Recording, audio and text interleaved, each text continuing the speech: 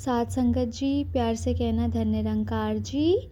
साथ संगत जी, विश्वास में विष भी है और आस भी। अब ये आप पर निर्भर करता है कि आप क्या ग्रहण करना चाहते हैं। साथ संगत जी, शुरू करते हैं आज की कहानी जो दो किसानों की है। उन दोनों की बात मैं आपको बताती हूँ। एक ही गांव में रहते थे। उनकी ज़मीन भी लगभग बराबर ही थी। दोनों एक तरह से मेहनत करते थे और लगभग एक समय पर दोनों की मृत्यु हो चुकी थी। दोनों को साथ में भगवान के पास उनका नंबर आया कि भगवान से मिलना है, बात करनी है, जीवन का ब्यौरा देना है। तो भगवान ने कहा कि मैं तुम दोनों से कुछ सवाल पूछता हूँ। उन्होंने पूछा कि बताओ, तुम्हें जो मैंने जीवन दिया उसमें क्या कमी रह गई थी? तो आप क्या चाहते हो अगले जन्म में? तुम संसार में क्या बनाकर भेजूं? वह तो बड़ा ही रूठ ही गुस्से में बोला, भगवान, आपने जो जिंदगी मुझे दी वो बहुत घटिया थी।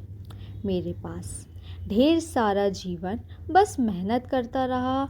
मेहनत करके सिर्फ उतना ही कमा पाया और अपने परिवार का पेट भर सुकून भी ठीक से नहीं भर पाया। ना कभी घूमने गया, ना सैर करी, ना कभी अपने बच्चों, अपनी बीवी के साथ कुछ सुख सामग्री खरीद पाया। बड़ा ही बेकार समृद्ध जीवन था। जो कुछ थोड़े बहुत पैसे मिलते थे वो यहाँ वहाँ खर्च हो जाते थे। मैं तो कुछ कर ही नहीं पाया, सुख ही नहीं भोग पाया अपने जीवन में। उसकी बात सुनकर कुछ समय भगवान मौन रहे, फिर बोले, ठीक है, बताओ अगले जन्म में मैं तुम्हें कैसा जीवन दूं? उसकी आंखों में चमक आ गई।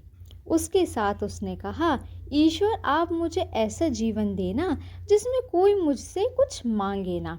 चारों तरफ से हर कोई बस मुझे धन ही धन दे। भगवान ने कहा, तथास्तु, जैसा तुमने मांगा है सो तुम्हें वैसा ही जीवन मिलेगा। उसके बाद विमान ने दूसरे किसान को अंदर बुलाया। उससे भी सवाल पूछा गया कि बताओ, तुम्हारा जीवन में कैसा रहा, उसमें क्या कमियां थी, अगले जन्म में तुम्हें क्या बनाकर भेजूं संसार में। उसके सामने हाथ जोड़कर वो खड़ा हो गया।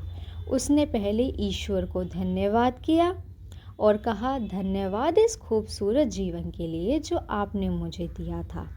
इसमें तो कोई कमी नहीं थी। प्रभु, मैं आपसे क्या मांगूं? मुझे हंसता खेलता परिवार दिया, मुझे स्वास्थ्य दिया, आपने मुझे एक ज़मीन दी जिस पर मैं मेहनत करके रोज़ी रोटी कमा पाता था।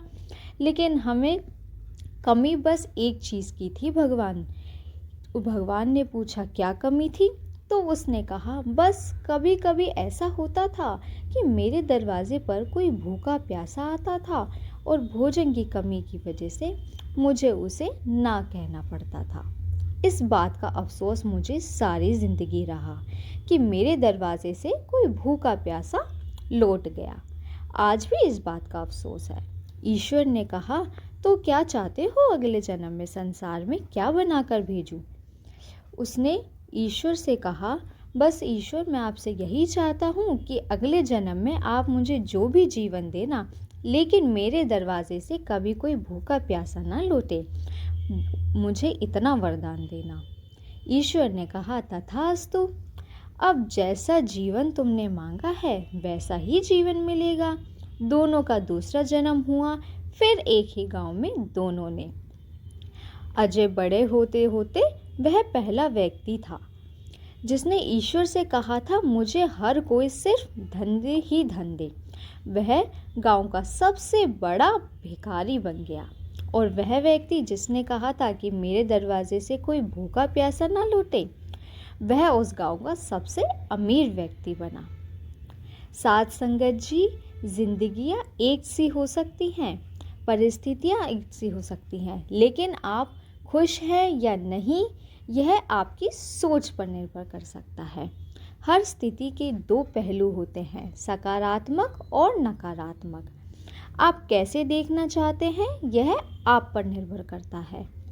हर पहलू को सकारात्मक तरीके से लेकर आप खुशनुमा ज़िंदगी बिता सकते हैं और खुशी जो है ना वो आपकी मुट्ठी में, आपके हाथ में, कहीं बाहर मत ढूंढे, वह आपके पास ही है।